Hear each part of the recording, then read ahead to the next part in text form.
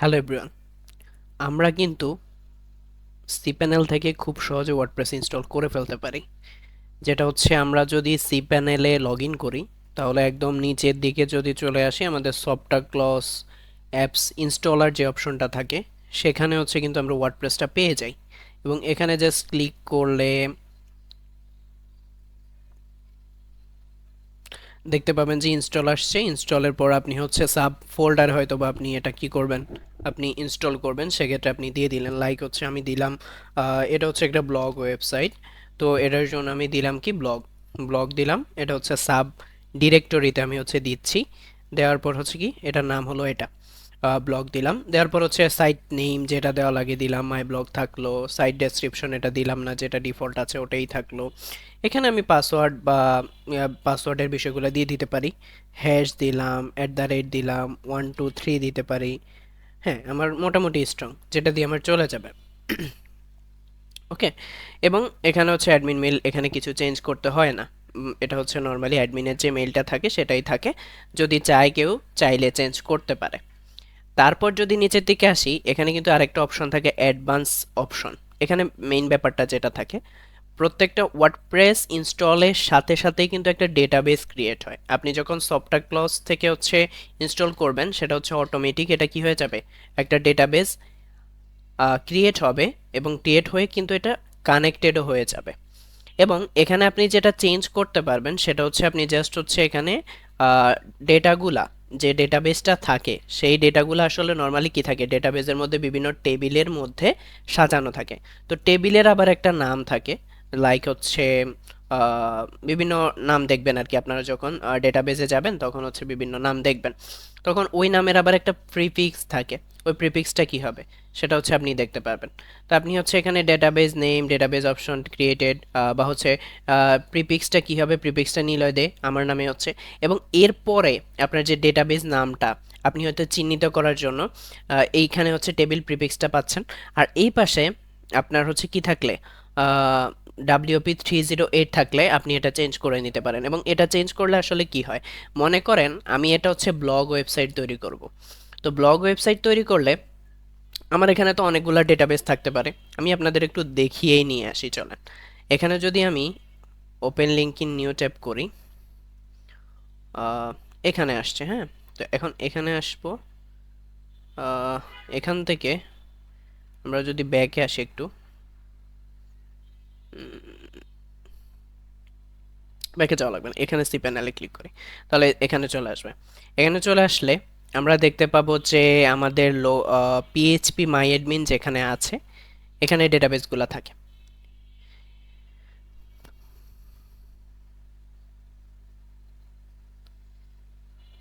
তো এটা লোড নিচ্ছে।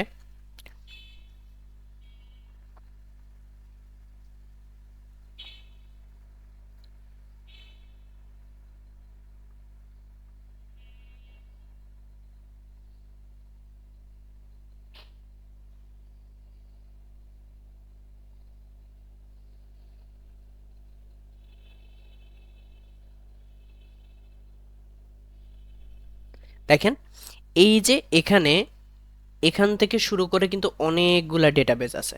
এই যে নিলয় দে, WP 902, WP 881, এই যে নামগুলো আছে এগুলো সবগুলো প্রত্যেকটা আলাদা আলাদা ডেটাবেস। এবং আমি যদি একটা সিঙ্গেল ডেটাবেজে ক্লিক করি তাহলে দেখতে পাবেন যে এখানে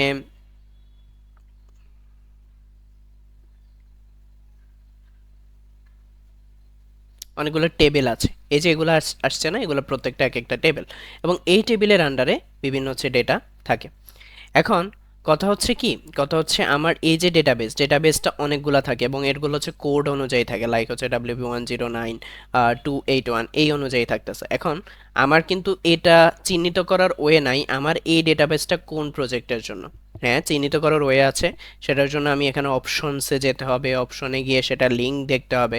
দেন হচ্ছে আমি কিন্তু কি এটার পেয়ে যাব যে এটা আসলে কোন ইনস্টলেশনের জন্য আসলে এই ডেটাবেসটা ক্রিয়েট হয়েছে। কিন্তু আমার এত হ্যাসেল না করে আমি যদি চাই আমি এসেই হচ্ছে দেখে ফেলবো, সেক্ষেত্রে আমি যেটা করতে পারি, সেক্ষেত্রে আমার এখানে আসছিলাম না, এখানে এসে যে নামটা, নামটা আমি চেঞ্জ করে দিতে পারি। লাইক হচ্ছে আমি এটা ব্লগ ওয়েবসাইট বানাবো, আমি এখানে ব্লগ লিখে দিতে পারি। তাহলে আমি এখানে যখনই যাব তখন দেখতে পাবো আসলে ব্লগের জন্য কোন ডেটাবেসটা তৈরি। তখন কিন্তু এই যে কোডটা, এই কোডটা আর থাকবে না, তখন নিলয় দের পরে কি থাকবে, ওই ব্লগ লেখাটা থাকবে। তো এভাবে হচ্ছে আমরা ডেটাবেজের নামটা হচ্ছে চেঞ্জ করে নিতে পারি। নিয়ে হচ্ছে টেবিল প্রিফিক্স, যেটা দেখেন এখানে কিন্তু টেবিল প্রিফিক্স আছে ডাব্লিউপি জিডি, ডাব্লিউপি জিডি, এগুলো চাইলেও আপনারা চেঞ্জ করে নিতে পারেন। ওইটা হচ্ছে মেটার করে আপনার প্রয়োজন আছে কিনা, তো সেটা অনুযায়ী আপনারা চেঞ্জ করে নেবেন আর কি। নেওয়ার পর আপনি কি করবেন, ইনস্টলেশনে ক্লিক করবেন। দেন হচ্ছে কোনো সমস্যা যদি না থাকে আপনার এটা সরাসরি ইনস্টল হয়ে যাবে। আমরা যদি একটু ওয়েট করি তাহলে দেখতে পাবো।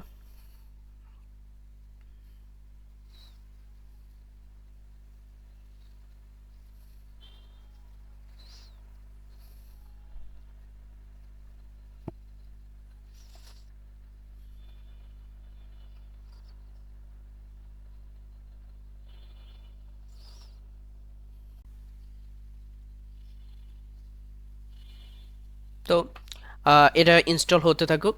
এর পাশাপাশি আমি একটা সমস্যা আপনাদের দেখিয়ে আনি। তো যেটা সলিউশন আমরা করব, আচ্ছা এটা ইনস্টল হয়ে গেছে, তো আমি এখানে কিন্তু ক্লিক করেই আমার এটা ড্যাশবোর্ডে কিন্তু আমি চলে যেতে পারবো আর কি। দেখেন এটা ড্যাশবোর্ডে চলে যাচ্ছে। এখান থেকে এই লিঙ্কটা ক্লিক করে এই সাইটটা ভিজিটও করতে পারবো।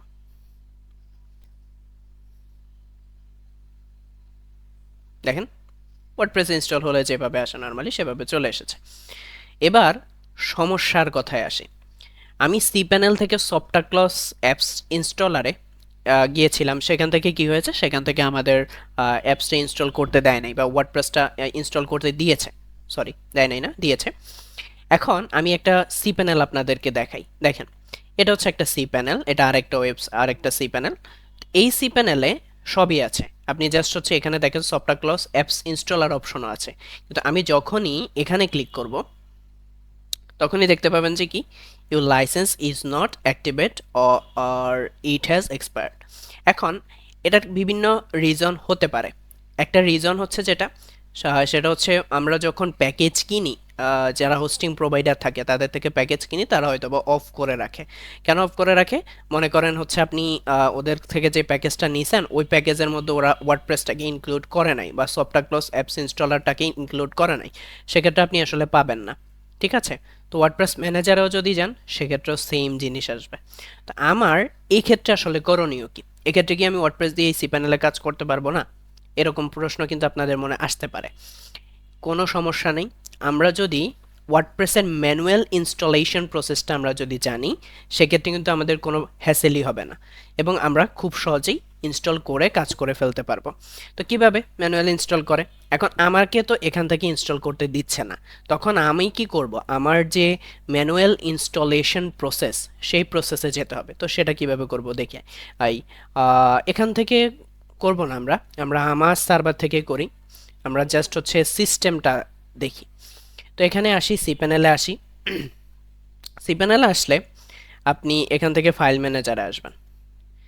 ফাইল ম্যানেজারে আসার পর একটু লোড নিচ্ছে। হুম তো আমাদের মেইন যে ওয়েবসাইটের ফোল্ডারগুলা ফাইলগুলো এগুলো কিন্তু থাকে কোথায়, এই পাবলিক আন্ডারস্কোর এসটিএমএল, এটাতে। তো এটাতে যাবেন। এটাতে যাওয়ার পর আমার যতগুলো ওয়েবসাইট আছে সেগুলো সবগুলোই এখানে আছে, সেগুলোর হচ্ছে ফাইলগুলো এখানে আছে। তো আমি যেটা করব, আমি ধরেন ব্লগ নামে যে ওয়েবসাইটটা ক্রিয়েট করছি বা একটু আগে ওয়ার্ডপ্রেস ইনস্টল দিয়েছি সেটাও কিন্তু এখানে আছে, এই যে ব্লগ। তো এখানে আমি আরেকটা কাজ করব, আমি যেটা করব আমি হচ্ছে আবার ওয়ার্ডপ্রেস তো ইনস্টল করব বলছি ম্যানুয়ালি। তো ম্যানুয়ালি করার জন্য আমি এখানে একটা সাব ডিরেক্টরিতে করব, যেমন ব্লগ নামে একটা সাব ডিরেক্টরি ক্রিয়েট করে করেছি সেরকম একটা সাব ডিরেক্টরিতে ক্রিয়েট করে করব। আপনারা যদি এখানে আসেন দেখতে পাবেন যে niloydev.com/blog, এটা হচ্ছে আমার ওয়েবসাইটের ডিরেক্টরি আসছে। তো আমি এরকম একটা ডিরেক্টরিতে আমার ওয়ার্ডপ্রেসটা ম্যানুয়ালি ইনস্টল করব। তো সেটার জন্য আমাকে কি করতে হবে, প্রথমে একটা ফাইল ক্রিয়েট করে নিতে হবে। হুম ওকে, তো আপনি এখানে সবগুলো সিলেক্ট হয়ে গেছে, সরি, এখান থেকে ক্রস দেই, একটু রিলোড করতেছি। ওকে, পাবলিক এসটিএমএল আসবো, তার ফাইল ক্রিয়েট করব, ফাইল না সরি, আমরা হচ্ছে ফোল্ডার ক্রিয়েট করব একটা। ফোল্ডার ক্রিয়েট করব, ফোল্ডারের নাম দিতে পারি ধরেন এটা টেস্ট দিই। তো টেস্ট হচ্ছে ক্রিয়েট নিউ ফোল্ডার দিলাম। তো এখন যদি দেখেন, এখন দেখতে পাবেন যে টেস্ট নামে একটা কি আছে, টেস্ট নামে একটা ডিরেক্টরি চলে আসছে, এবং এটার ভিতরে যদি যান এটা আসলে এমটি, থাকবে না কিছু, স্বাভাবিক। এখন কথা হচ্ছে আমরা যেটা করব, আমরা হচ্ছে এটার মধ্যে ওয়ার্ডপ্রেসটাকে ইনস্টল করব কিভাবে। তো শুরুতে আপনি চলে আসেন ওয়ার্ডপ্রেস ডট ওআরজিতে আসছেন। আসার পর আপনি হচ্ছে গেট ওয়ার্ডপ্রেসে ক্লিক করেন, গেট ওয়ার্ডপ্রেসে ক্লিক করে ডাউনলোড ওয়ার্ডপ্রেস দেন, আপনার ওয়ার্ডপ্রেস ফাইলটা হচ্ছে ডাউনলোড হতে থাকবে। তো এই যে আপনি জিপটা ডাউনলোড করলেন না, এটা হচ্ছে এখানে আপলোড করবেন, ঠিক আছে। তো আপলোড করার জন্য আমরা এখানে আপলোডে ক্লিক করব, এখানে আসবে এরকম। আসার পর হচ্ছে আপনি কি করবেন, আপনি হচ্ছে ওয়ার্ডপ্রেসটাকে আপলোড করে দিবেন।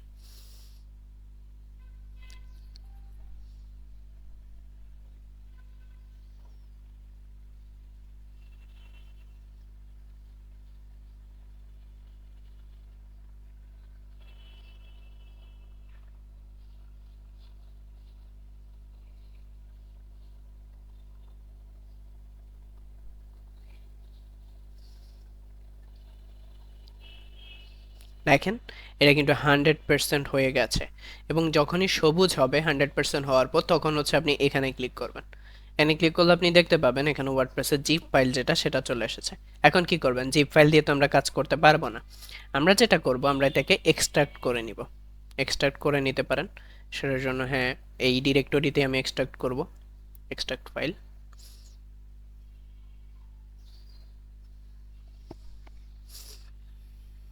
আসার পর এটাকে হচ্ছে ক্রস দিয়ে দেন, ক্রস দিলে দেখবেন এটা এক্সট্রাক্ট হতে থাকবে, একটু টাইম নেবে। সব সার্ভারের ক্ষেত্রে টাইম নেয় যে তা না, অনেক সার্ভারের ক্ষেত্রে টাইম নেয়, তো আমরা একটু ওয়েট করব।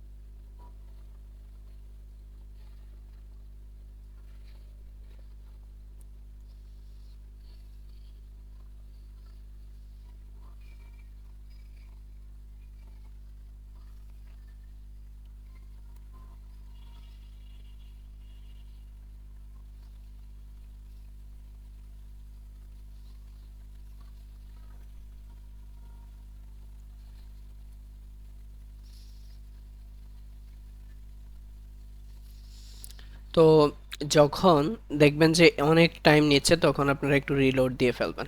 রিলোড দিলে এটা দেখবেন যে চলে আসছে। তো চলে আসছে। এখন আমরা কিন্তু দুইটা কাজ করতে পারি। একটা কাজ হচ্ছে কি, আপনি ব্যাকে আসেন, এখানে ব্যাকে ক্লিক করলে ব্যাকে আসবে। কারণ আমরা এটাকে কিন্তু কি করেছি, ওয়ার্ডপ্রেস একটা ফোল্ডার নিয়ে এসেছি। এখন আমি চাইলে এই যে ফাইলগুলা, এগুলাকে মুভ করতে পারি, সবগুলাকে সিলেক্ট করে, বা হচ্ছে এখান থেকে আপনি সিলেক্ট অলে ক্লিক করলে সব সিলেক্ট হয়ে যাবে। সিলেক্ট করে মুভে ক্লিক করতে পারেন। মুভে ক্লিক করে কোথায় নিয়ে যাব, আমি তো বলেছিলাম যে টেস্ট নামক ডিরেক্টরিতে আমি কি করব, এটা রাখবো। আপনি চাইলে ওয়ার্ডপ্রেসটাকেও রিনেম করে দিতে পারতেন, ওয়ার্ডপ্রেসটাকে এক্সট্রাক্ট করে, বাট আমি কি করেছি, আগেই হচ্ছে ফোল্ডার ক্রিয়েট করে নিয়েছি। তো আমি এখন কি করব, ফোল্ডার যেহেতু ক্রিয়েট করে নিয়েছি, সেটার জন্য কি করতে হবে, এই ফোল্ডারটার ভিতরে মানে ওয়ার্ডপ্রেসের মেইন যে ফাইলগুলা, সেগুলো হচ্ছে কি মেইন ডিরেক্টরিতে নিয়ে আসতে হবে। মেইন ডিরেক্টরি বলতে কি বোঝাচ্ছি, যেই ডিরেক্টরিতে আমি ওয়ার্ডপ্রেসটাকে অ্যাক্সেস করব, লাইক এমন, এমন না, এটার মতো niloydev.com ব্লগ, ব্লগ হচ্ছে এটার হচ্ছে ডিরেক্টরি। আমি যদি টেস্ট দিয়ে এখানে টেস্ট লিখে সার্চ করে পেতে চাই, সেক্ষেত্রে আমাকে কি করতে হবে, টেস্টের মধ্যে ওয়ার্ডপ্রেসের ফাইলগুলোকে নিয়ে যেতে হবে। হ্যাঁ, আমি তাহলে টেস্টের মধ্যে নিয়ে যাব। এখন দেখা যাচ্ছে যে ওয়ার্ডপ্রেসের মধ্যেই হচ্ছে মুভ হবে, আর টেস্টের ভিতরে যে ওয়ার্ডপ্রেস আছে, ওয়ার্ডপ্রেসের ভিতর আমি বলবো না, ওয়ার্ডপ্রেসের ভিতরে অবশ্যই হবে না, হবে কোথায়, টেস্টের মধ্যে। আমি এটাকে কাটবো, কেটে হচ্ছে মুভের টেস্টের মধ্যে দিয়ে দিব। তখন দেখেন এটা পুরোপুরি কিন্তু খালি হয়ে গেছে। হওয়ার পর আমি একটু ব্যাকে আসবো, ব্যাকে আসলে দেখতে পাবো এখানে কিন্তু কি আছে, এখানে সবগুলো ফাইল আছে। এখন এই ওয়ার্ডপ্রেস যে ফোল্ডারটা, এটা কিন্তু কি ছিল, ওই যে এক্সট্রাক্ট করার পর যে ফোল্ডারটা এসেছে সেটা। তো আমি এটাকে হচ্ছে ধরবো। আর হচ্ছে আরেকটা ফাইল আছে, এই যে জিপ ফাইলটা, এটাও কিন্তু আমাদের এখন আর প্রয়োজন নেই। তো আমি এটাকেও কি করে দিব, ডিলিট করে দিব। স্কিপ ট্র্যাশ কনফার্ম, ডিলিট হয়ে গেছে। এখন কথা হচ্ছে, আমরা যারা ওয়ার্ডপ্রেস ম্যানুয়াল ইনস্টল করতে জানি তারা একটা বিষয় জানি যে ওয়ার্ডপ্রেস হচ্ছে ইনস্টল করতে ম্যানুয়ালি কি লাগে, ডেটাবেস লাগে। বা একটু আগে আপনারা যেটা দেখেছেন যে সফটওয়্যার ক্লাস থেকে অটোমেটিক আপনাকে একটা ডেটাবেস ক্রিয়েট করে দিচ্ছে, আপনি জাস্ট হচ্ছে সেটার নাম দিতে হচ্ছে, বা হচ্ছে আপনি কি করতে হচ্ছে, নাম দিতে হচ্ছে, টেবিল প্রিফিক্স চেঞ্জ করতে হচ্ছে। বাট যখন আপনি ম্যানুয়াল ইনস্টলেশনে যাবেন তখন আপনাকে যেটা করতে হবে, আপনাকে আসলে ম্যানুয়ালি ডেটাবেসটা ক্রিয়েট করতে হবে। তো সেটা কীভাবে ক্রিয়েট করব, আপনি সি প্যানেলে আসেন। আসার পর আমি একটু আগে পিএইচপি মাই অ্যাডমিন দেখিয়েছিলাম, এখানে যাব না, এখান থেকে আমরা ডাটাবেস দেখতে পারি। তো এখানে না গিয়ে আপনি যাবেন হচ্ছে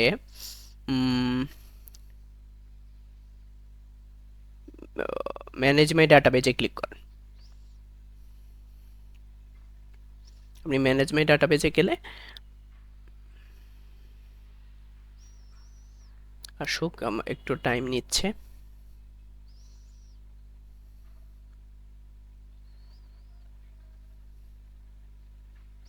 তখন দেখতে পাবেন এখানে আসলে আপনি ডেটাবেস ক্রিয়েট করতে পারবেন, ক্রিয়েট নিউ ডেটাবেস নামে। হ্যাঁ, তো এইখানে আপনি ডেটাবেস ক্রিয়েট করেন। তখন আমি কি করব, আমি টেস্টের জন্য হচ্ছে করেছিলাম, তো আমি টেস্ট করব। আগে দেখি এখানে টেস্ট নামে কিছু আছে কিনা। কিন্তু দেখেন টেস্ট নামে কোনো ডেটাবেস নাই, এবং এখানে যতগুলো ডেটাবেস আছে সবগুলাই কিন্তু কি আছে, ডেটাবেস এখানে দেখা যাচ্ছে। তো আমি টেস্টের জন্য একটা ডেটাবেস ক্রিয়েট করব, সেজন্য আমি লিখবো এখানে টেস্ট। আপনি অন্য নাম দিতে পারেন, ক্রিয়েট ডেটাবেস। ঠিক আছে,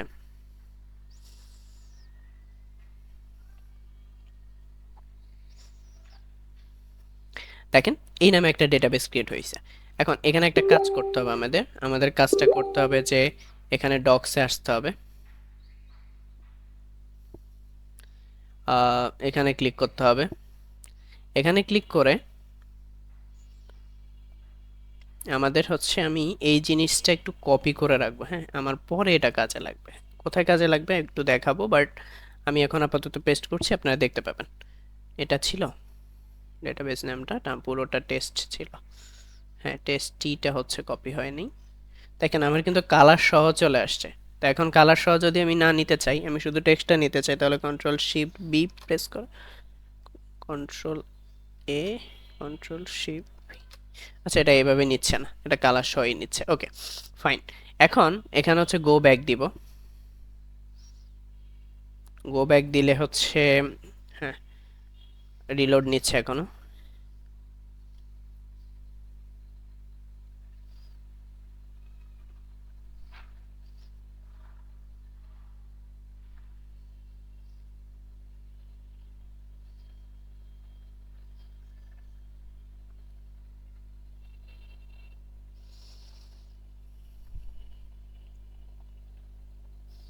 আসছে।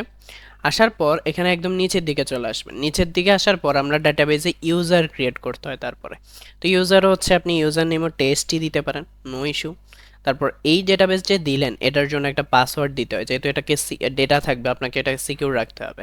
হ্যাঁ, তো সেটার জন্য আমি দিচ্ছি আপাতত পাসওয়ার্ড জেনারেটর থেকে আমরা একটা পাসওয়ার্ড নিয়ে নিই, যেমন এটা জেনারেট পাসওয়ার্ড দিলে এখানে একটা পাসওয়ার্ড দিছে। ঠিক আছে, এটা কপি করে নেন, তারপর ইউজ পাসওয়ার্ড এখানে দিলে ইউজ পাসওয়ার্ডে দিতে পারেন, বা হচ্ছে এখান থেকে কপিও করতে পারেন। ঠিক আছে, তো এখানে কপি করে নিয়েছি আমি অলরেডি, এবং এটাই স্ট্রং। তো আমাকে যেটা করতে হবে, আমি হচ্ছে পাসওয়ার্ড এটা হচ্ছে এখানে রাখবো, পাস। এটা একটু খেয়াল রাখবেন, দেখবেন এখানে কিন্তু নামটা বড় হাতের হয়ে গেছে। ঠিক আছে, পাস, পাস কি ছিল, এটা ছিল। ঠিক আছে, এখন এখানে আসবো।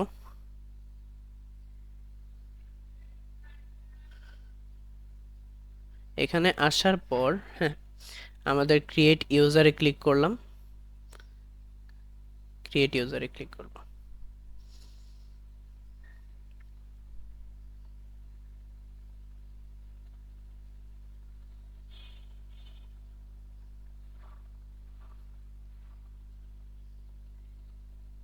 ওকে, ইউজার ক্রিয়েট হয়েছে। এখন এটা হচ্ছে ইউজার যে নেমটা ছিল সেটা। তো এটা হচ্ছে আমি একটু কপি করে নিচ্ছি, সেমই রাখতেছি। ওকে, এটা হচ্ছে ডিবি, মনে রাখবেন ডিবি, এটা ইউ, আর হচ্ছে এটা পাস। Okay fine.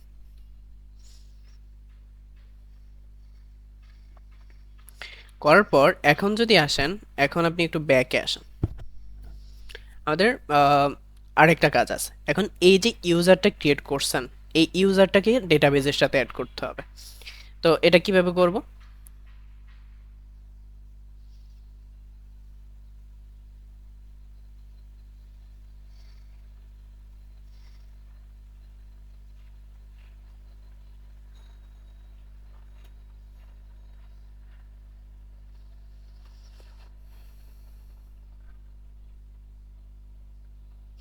ওকে, এখন এখানে আসছেন না, অ্যাড নিউ ইউজার করছেন, এবার হচ্ছে ডাটাবেজের সাথে ইউজারকে কানেক্ট করতে হবে। সেটা কিভাবে করবে? এখানে যদি আরও নিচের দিকে আসেন, সেম জায়গায় কিন্তু আমরা আসি, ম্যানেজ মাই ডাটাবেজ এই অপশনে। এখান থেকে যদি আসেন নিচের দিকে আসলে দেখবেন যে add new user to database. তো আপনাকে কি করতে হবে? আপনি অলরেডি ইউজার ক্রিয়েট করছেন, আপনি অলরেডি ডেটাবেজ ক্রিয়েট করছেন, আপনাকে অ্যাড করতে হবে। তো আমি এইমাত্র যেটা করছি সেটা কি ছিল? নিলয় দে টেস্ট, এটাকে ক্লিক করলাম। আর এটা কোন ডাটাবেজের সাথে কানেক্ট হবে? নিলয়দের টেস্ট, সেইমই তো। তো আমার কি করতে হবে? অ্যাড করে দিলে দেখতে পাবেন যে চলে আসছে। চলে আসার পর আপনার এখানে কি যেটা করবে, বলবে যে অল প্রিভিলেজ, অল প্রিভিলেজে ক্লিক করে দিবেন। প্রিভিলেজে ক্লিক করে হচ্ছে ড্রপটা উঠাবেন, উঠে হচ্ছে মেক চেঞ্জেসে ক্লিক করে দিবেন।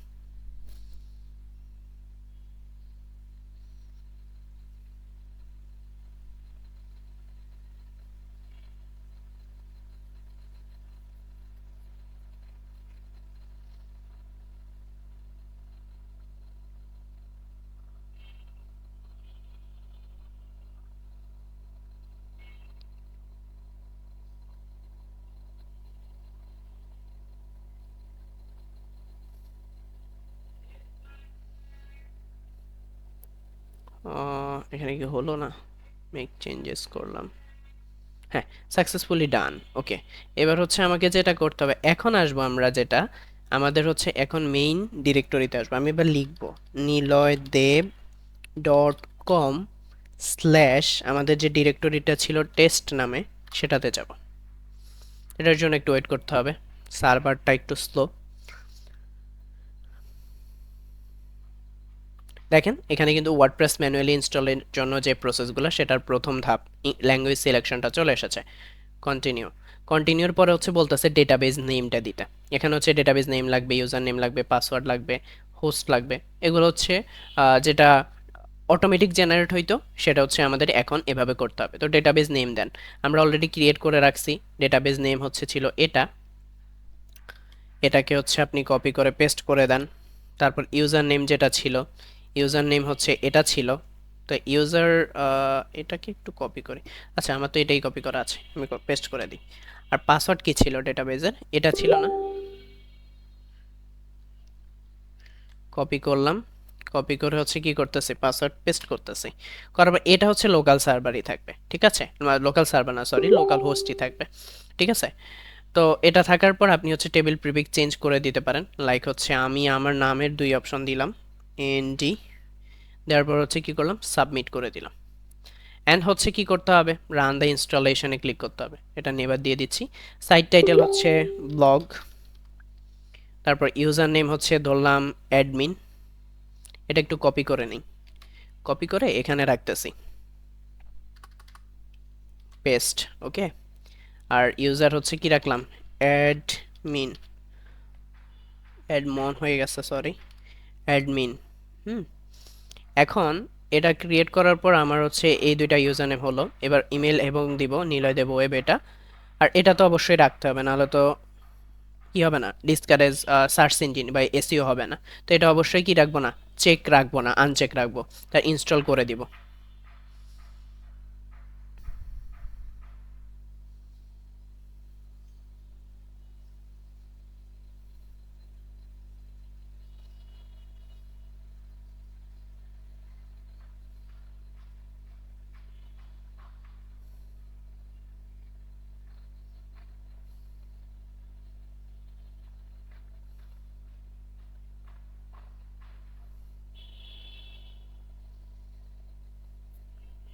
ওকে, এবার বলতেছে লগ ইন করতে, এবং এখানে এই যে সিস্টেমটা, এটা কিন্তু সবার ক্ষেত্রে আসে না। তো এটা আমার সার্ভারের কারণে আসতেছে, আমার যে হোস্টিং প্রোভাইডার ওনাদের হচ্ছে সিকিউরিটি সিস্টেমের মধ্যে এটা পড়তেছে। এটা হচ্ছে এভাবে দিয়ে দিতে হয়, বাট ওইটা ওয়ার্ডপ্রেসের পাসওয়ার্ড না, এটা সার্ভার থেকে আসে। তো আপনাদের এটা নাও আসতে পারে, আবার অনেকের আসতেও পারে। তো আমি এটা কি করব, আমাদের এটা ইউজার নেম হচ্ছে, এটা ছিল অ্যাডমিন, আর এটা পাসওয়ার্ড ছিল এটা। সো পাসওয়ার্ডটা কপি হচ্ছে না, এখান থেকে কপি করব, এখান থেকে কপি করি, কপি করে লগ ইন করি, পেস্ট করি, লগ ইন করি, এটা রিমেম্বার করে রাখি লগ ইন।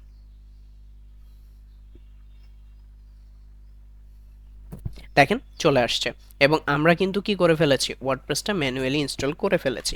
তো আপনারা যদি এই ধরনের সমস্যা ফেস করেন, সেক্ষেত্রে কি করবেন, এভাবে হচ্ছে ওয়ার্ডপ্রেসটা ইনস্টল করে ফেলবেন, এবং দেখেন টেস্টের মধ্যে কিন্তু চলে আসছে। তো আজকের ভিডিওটা এ পর্যন্তই। ধন্যবাদ সবাইকে। কেউ যদি কাজ করতে গিয়ে ওয়ার্ডপ্রেস ইনস্টলেশনে এই প্রবলেমটা পান, সেক্ষেত্রে আপনারা এইভাবে কি করে ফেলবেন, সমস্যাটার সমাধান করে ফেলবেন। ওকে, ধন্যবাদ সবাইকে।